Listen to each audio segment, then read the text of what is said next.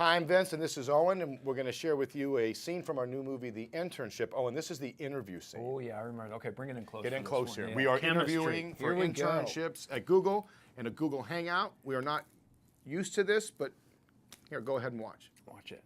There's a lot riding on this. This is how people do it now, Nikki. They have their interviews on the internet. I like it. I know, child. Okay, here they are. And when I hit this, they'll be able to see us. So come on in, get in here close so we can be seen in the webcam. See how small the webcam is? No, get cheek to cheek. Nick, come here, cheek to cheek. But don't crowd me. We can see you guys. Okay, great. You got us? Hi, my name is Billy. Oh, we can hear you fine as well. Oh, great. Good. Billy McMahon.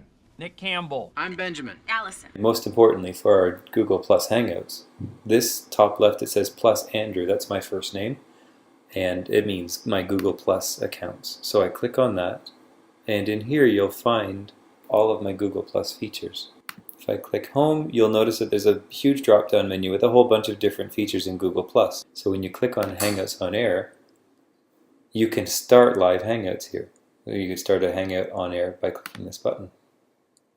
Once you start it, the Hangout is public. It will start to broadcast on YouTube, which is pretty cool.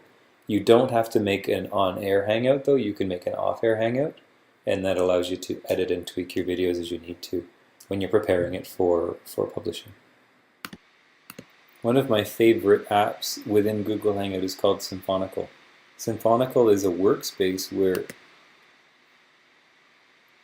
you can choose one of the templates that have already been pre-created by Symphonical.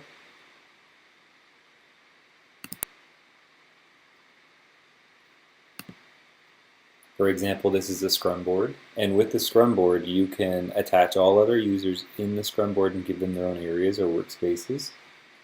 And you can click on any of the boxes. The little plus sign will allow you to add a note. Within the note you can upload files, you can add text, you can set dates, you can identify whether or not the task has been finished or it's in progress, and everybody can work within the same note. So I've decided to use Google Hangout to put together some of the work that I wanted to share with you for the conference. So teaching and learning in a digital world, what does it mean? Well, to have students helping students, I always start by asking specific questions or larger questions, open-ended questions where a student is prompted to do some research, ask questions, further questions to gather more information. And then they have to show what they've learned about or what their best response is to the question. And they answer it. And it's from that answering of the question that prompts more questioning, which is provided for the student as opposed to giving them a mark. And the further questioning requires more research, more in-depth study, and more responding. That should propagate improvements in the work along the chain of events. Now I've uploaded some question examples here.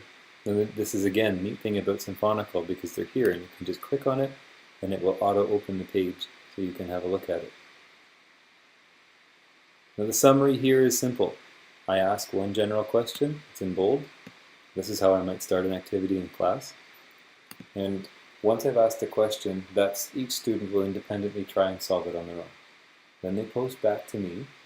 I look at their work and then I respond with questions. And here are some possible questions that I might respond with.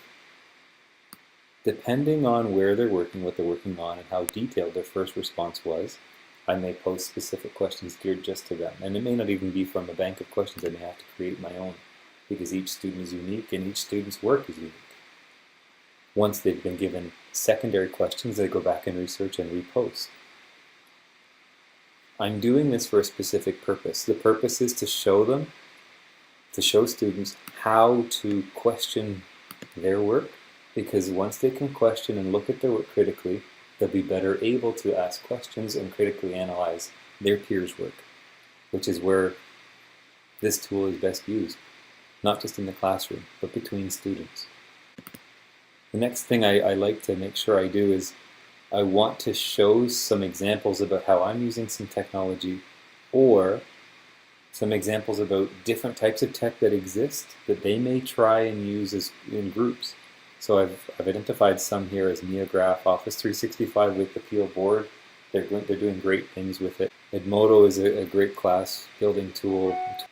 So again, this is an example about how Symphonical could be used to gather and share information, and then students will eventually initiate their own questioning techniques of each other's work.